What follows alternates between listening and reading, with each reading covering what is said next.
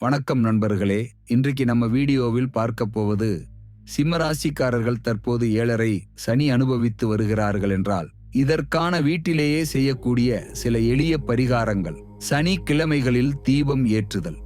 சனிக்கிழமை அன்று மாலை நேரத்தில் எள்ளெண்ணெய் அல்லது நல்லெண்ணெய் தீபம் ஏற்றி சனீஸ்வரரை வணங்கவும். தீபத்தை இரும்பு பாத்திரத்தில் ஏற்றி வைப்பது சிறந்தது.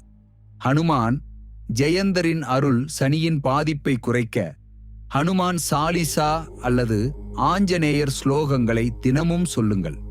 செவ்வாய் சனிக்கிழமைகளில் ஆஞ்சநேயர் கோவிலுக்கு சென்று நெய் தீபம் ஏற்றுங்கள். தில அபிஷேகம். சனிக்கிழமைகளில் சனீஸ்வரருக்கு திலம் கலந்த நீரால் அபிஷேகம் செய்வது நல்ல பலன் தரும்.